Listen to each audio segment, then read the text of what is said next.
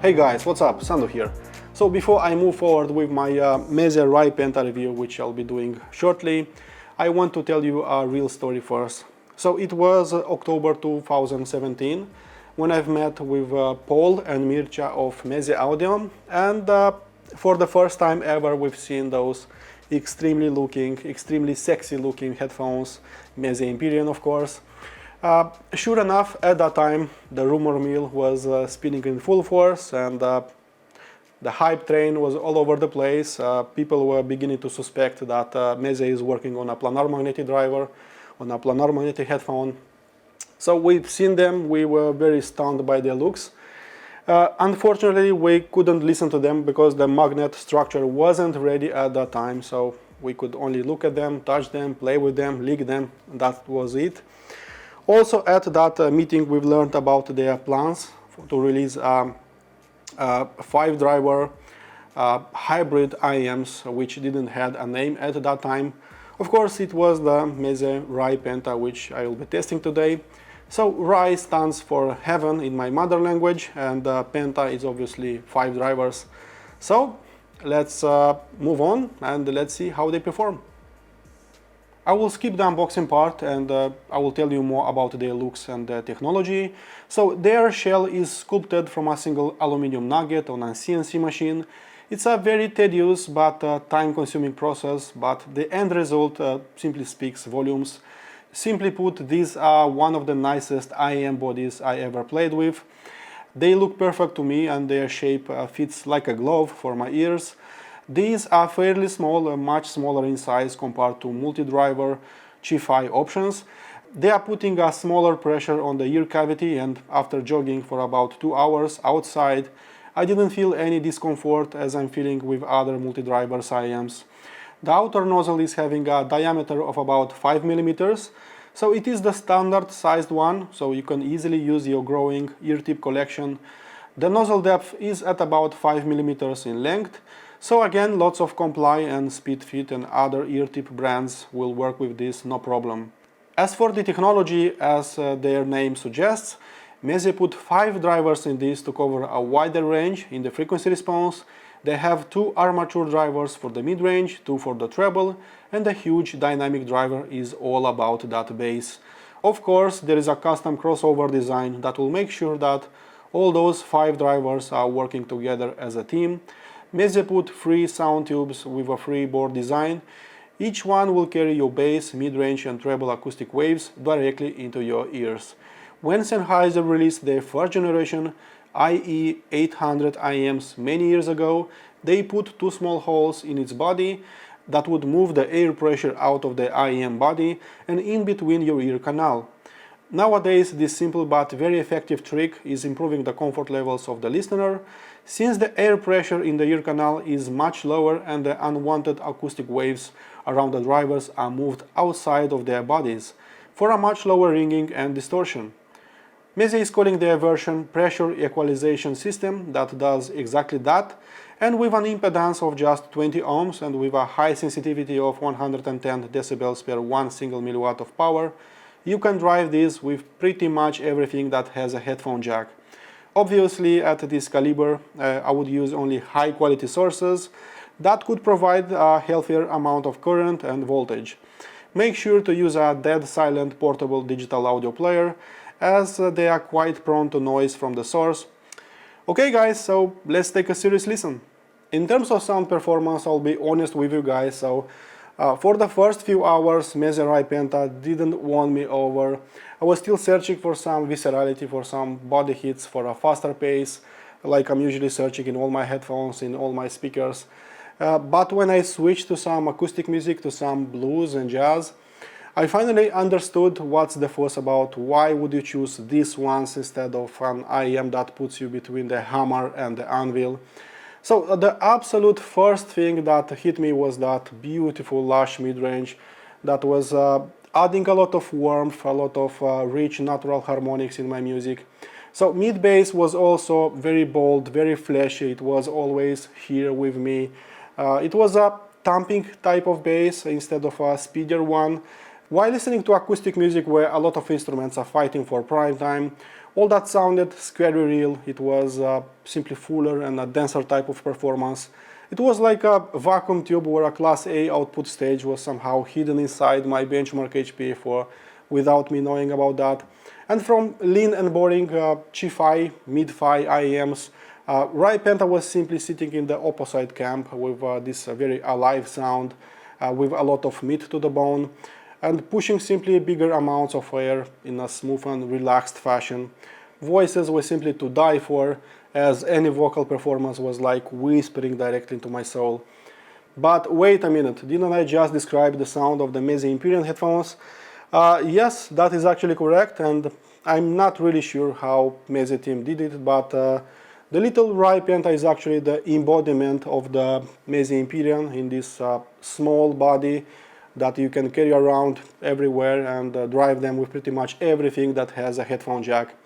So I'm spotting simply the same type of unoffensive type of sound, lush sounding headphone that cares about the holy act of music listening, completely disconnecting you from the real world, and less about counting how many imperfections this song has. Meze RAI Penta is definitely about simple things, about the music and emotions, and much less about the technicalities and small nuances in your music. Transient response can be defined as a sum of two things. So first of all is the speed of delivery, and secondly is the slam that will be hitting your eardrums. So thanks to its longer natural decays, I can't call them absolutely perfect in terms of transient response. For that, a faster and a snappier pace will be needed. But due to a bigger diaphragm that plays with that bass, that moves simply more air, hybrids like these ones will impress you more with their sheer slam and body hits, creating these defined and really believable bass notes with layers and sub-layers of bass hitting one after another. So RAI Penta is definitely a hybrid type of IEM. They will not impress you with their immediacy. They don't have a need for speed, so to speak.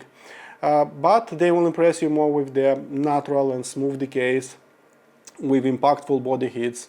Especially the mid-bass and mid-range section felt exactly like that.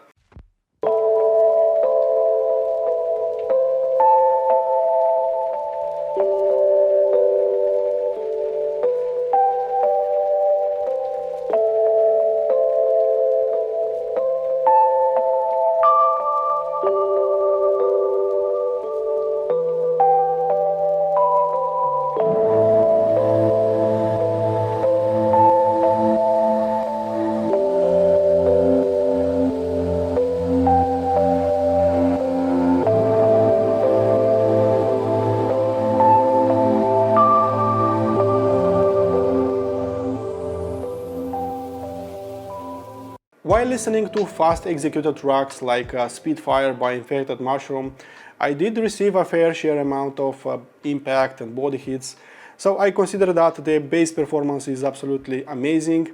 I only wanted just a smidge more of the sub-bass performance. I don't consider the sub-bass recessed or shy or anything like that. Is that the mid-bass simply receives more attention from the listener. So sub-bass is there too, and it will suffice, but I don't feel it as visceral sounding, as impactful sounding as the mid-bass is sounding. This track has a lot of small details put here and there and everywhere in this song, and if you are not familiar with them, you might miss them. Luckily, most of them are playing in the mid-bass section to mid-range, where RAI Penta feels extremely cocky and powerful. As for the soundstage and depth, and considering that we are talking about some earphones that are staying simply millimeters away from my eardrums, I can't possibly talk about a nice depth or notes flying around my head or anything like that. Or can I? I'm not really sure what is at play here. Maybe those 5 drivers are playing tricks of me. Maybe that huge dynamic driver that pushes bigger amounts of air is at play here.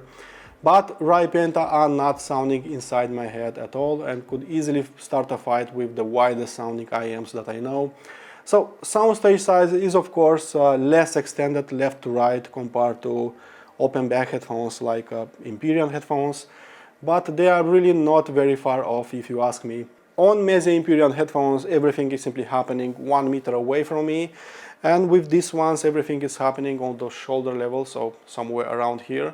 So not a really big difference if you ask me. And if you really want a bigger sound, a wider sound, a bigger sound stage, that can also be achieved.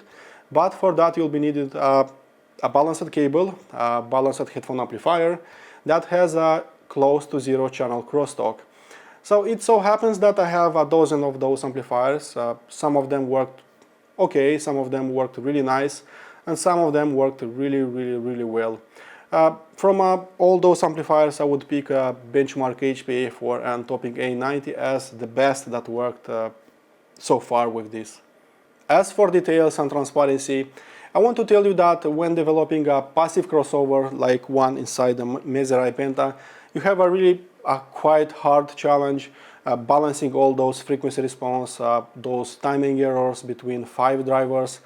You need to make them work in harmony, and that is not really easy. So treble is also really hard to balance because you want to have it less brittle, less sharp, and in the same time you want to maintain a high degree of detail and transparency. So with RAI Penta I'm spotting quite a lot of bass layers. I am spotting in high-end headphones. There is layers and sub-layers of bass in my favorite electronica tracks, and I'm spotting this pretty easily without closing my eyes. I want to outline that Meze RAI Penta is a detailed and transparent sounding IEM, but with all that said, they will not apply a sharpness filter all over your music and will not make your music as a big magnifying glass. So Penta is simply rounding the outline of your music. It makes it less edgy, less sharp, less raw and more refined. So leading edges are less defined, but the sound is more textured and much fuller on the inside. The frequency response of the RAI Penta can be summarized as a straight line, especially in the low end and also in the mid-range section. And the treble response is a little bit uneven since it has a small spike and also a roll-off past top octave that makes everything smoother sounding. I don't hear anything standing out too much, maybe the mid-bass and the mid-range, but only by a little, that infuses more naturalness and shoos away all that brightness. Sub-bass is really good in here, and after trying my electronica tracks that I'm knowing for a lifetime, it was clear to me that Penta is not suffering any type of roll-off in terms of bass. So Meze Audio team decided to go with a completely linear type of bass performance, so it's a sleeper type of bass that will impress you more in about a day or so. These are not bass canon type of headphones, so these are not Beats type of headphones that will alter the tonal balance to unrecognizable. So Penta are much closer to my linearity curve in terms of bass. So it has one of the nicest rendition of the bass I've heard in an IEM. It's extended, it's really precise, it's clean and very linear. Mid-range is where Meze always stood out, so is their coup de grace, and RAI Penta feels really no different. If you really love your Imperial headphones for their lifelike mid-range rendition, then most probably the RAI Penta is the closest relative sound-wise. The same bolder, heavier and richer tone can be felt in here too. I simply cannot imagine listening to my jazz and blues with less mid-range presence. Treble starts strong and there is plenty of it. It sounds always clean, defined, detailed and so on. The most sensitive part of our hearing is actually very well defined. It sometimes comes in higher quantities than what I asked for, suggesting that there is a very small peak somewhere around here. Mind you, is not bright sounding at all. It's more like on the contrary. Past 12 kHz it drops smoothly and gently. There are still few sounds in there, but the intensity is decreased. Cymbal crashes have shorter lives, so to speak, and will not hurt a treble sensitive person. I personally dislike bright treble and I can't find anything like that in here. It has a right dose of details and highlights, but it doesn't tilt towards over sharpness and shrillness. The upper registers seem to have a gentle roll-off, somehow making even bright recordings very manageable and less bothersome, if you will. I also measured their performance using a mini DSP ear system, and I will briefly show you their raw frequency response, and as you can see, their bass and mid-range performance is absolutely phenomenal, and it looks straight as a line. Their total harmonic distortion reading is very good too. I'm actually surprised that its dynamic driver never goes past 0.5% of distortion, even when feeding a strong signal of 85 dB. Its spectral decay is absolutely perfect, and it simply outperformed all other dynamic, hybrid or balanced armature-based IEMs I have ever measured. Spectrogram and waterfall readings are looking amazing too. There isn't any grain showing in those readings, meaning that RAI Penta has a minimal driver ringing across all frequency response range. Thanks to a lot of requests, I also compared the Meze RAI Penta with the FiiO FH7 IEMs, but since I don't want to make this video super long or boring, please check out my written comparison somewhere around here. It's one click away. As for the conclusion, when you put them on, nothing really stands out, yet everything is located exactly where it should be in the scenery. So adrenaline rush is not happening short term, but much later on. And the more you listen to them, the more you start realizing that music is not only about very high dynamic swings, but also about having a perfect blend of naturalness, rich harmonics, and accuracy.